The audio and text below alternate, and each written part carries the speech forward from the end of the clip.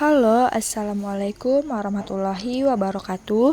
Kami dari kelompok 2, di sini kami akan menjelaskan tentang statistik uji komparatif sampel berkorelasi. Nah, pada persoalan kali ini kita menjelaskan tentang motivasi belajar siswa RA sebelum dan setelah penggunaan metode belajar A. Secara statistik, apakah terdapat perbedaan motivasi belajar siswa RA sebelum dan setelah belajar menggunakan metode A? Lakukan hitungan secara statistik menggunakan uji komparatif sampel berkorelasi. Nah, di sini kita mempunyai data siswa, di mana data siswanya berjumlah 40 siswa. Pada data ini kita harus nilainya harus berpasangan dalam satu baris karena itu mempunyai hubungan yang sama.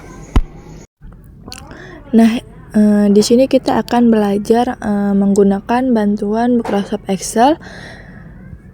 Nah, jadi di sini kita sudah punya kolom nama mahasiswa, kita jadikan satu aja. Jadi di sini sampai 40, kemudian ada nilai sebelum dan setelah. Lalu ada kolom tambah baru X1 untuk sebelum dan X2 untuk setelah. Kolom yang keempat ini adalah nilai D, jadi nilai selisih X1 dan X2. Bagaimana caranya? Kita kasih sama dengan X1-nya sebelum, kita kurangin dengan X2-nya yang setelah. Maka kita enter, kemudian kita klik di kanan bawah sampai muncul tanda tambah, kemudian kita tarik sampai akhir. Nah, kemudian ada kolom D kuadrat. Nah, caranya tinggal kita kasih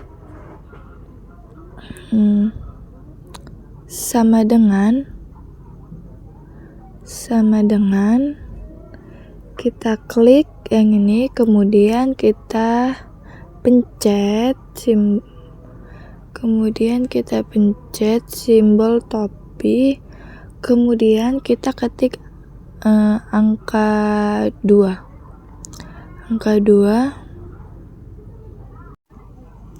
lalu kita enter, maka akan keluar hasilnya. Lalu sama seperti yang tadi, kita klik kanan bawah sampai muncul tanda tambah, kemudian kita tarik sampai bawah. Nah, seperti itu. Lalu di baris terakhir kita punya baris jumlah, karena kita ada jumlah ini, ada jumlah sigmanya, jadi tinggal kita kasih sama dengan sum, lalu tinggal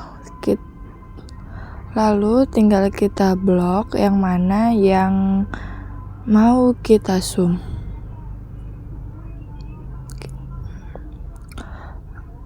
Sampai bawah, lalu kita buat tutup kurung, enter. Oke, keluar hasilnya. Kemudian kita akan sum D kuadratnya sama seperti yang tadi, caranya sama dengan sum, lalu kita klik data yang mau kita sum, sama seperti yang tadi, kita tarik sampai bawah. Nah, di sini kita enter. Oke. Nah, kemudian di sini ada N-1 sama dengan 39 hasil dari 40 kurang 1 ya. Kemudian ada jumlah D kuadrat. Nah, sini jumlah D kuadratnya 4.730. Nah, jadi kita ketik di sini 4.730. Kemudian ada jumlah D yang dikuadratkan. Jumlah D yang dikuadratkan ini kita cari dulu jumlah D-nya. Nah, sama di sini sama dengan kita klik yang min 234, kemudian kita kuadratkan. Jadi di sini maka dapatnya 54.756. Oke. Nah, kemudian nilai S ini kita lihat di sini rumusnya seperti ini ya. Jadi kita tinggal ikuti rumus. Kita ikuti rumus sama dengan yang paling pertama keluar adalah akar. Jadi sama dengan SQRT kita klik, lalu dalam kurung 1 dibagi 39 itu yang n-1 ya, tutup kurung, lalu kita kalikan. Nah, kemudian kita buka kurung, lalu kita buka kurung lagi. Kita buka kurung lagi karena nanti ada pengurangan, jadi kita kurangkan dulu baru kita kalikan. Jadi sigma D kuadrat itu jumlah dari D kuadrat. Nah, kita klik ini, kita kurangin dengan sigma yang dikuadratkan. Nah, di bagian ini, lalu dibagi dengan n,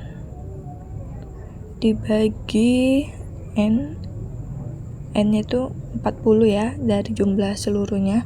Kemudian tutup kurung sampai lalu kita tutup kurung lagi sampai tutup kurungnya itu berwarna hitam. Lalu kita lalu kita enter. Nah, maka kita dapat nilai S-nya. Setelah kita dapat nilai S, belum berhenti karena kita mau mencari nilai T. Ini kita rumusnya adalah sigma D per N dibagi S per akar N. Kemudian T kita sama dengan sigma D per N, D-nya jumlah dari X1 kurang X2 ya, kemudian dibagi dengan 40, kemudian kita bagi lagi dengan S per akar N. S kita adalah ini, tinggal klik dibagi lagi dengan akar N, maka kita pakai rumus SQRT.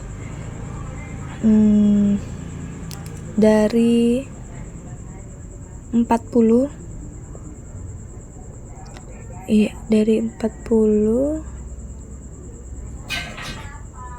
kemudian kita tutup kurung, kemudian tinggal kita enter.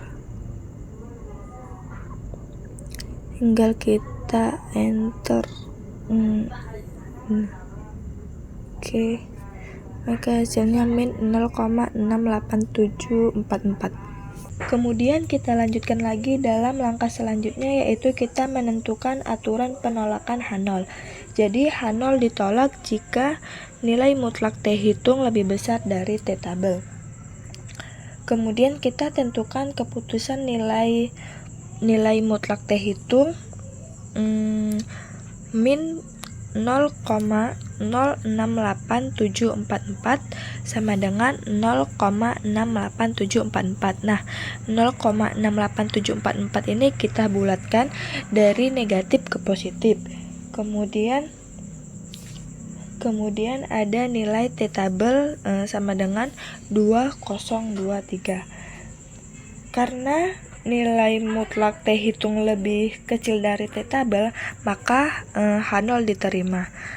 Maka dapat disimpulkan, dengan tingkat signifikansi 5%, tidak terdapat cukup bukti untuk menyatakan bahwa terdapat perbedaan yang signifikan antara motivasi belajar siswa RA sebelum dan setelah belajar menggunakan metode A. Maka dengan kata lain, hasil analisis ini menunjukkan bahwa H0 diterima. Demikianlah video ini kami akhiri dengan wabillahi taufiq walhidayah. Wassalamualaikum warahmatullahi wabarakatuh. Semoga video ini dapat berguna. Terima kasih.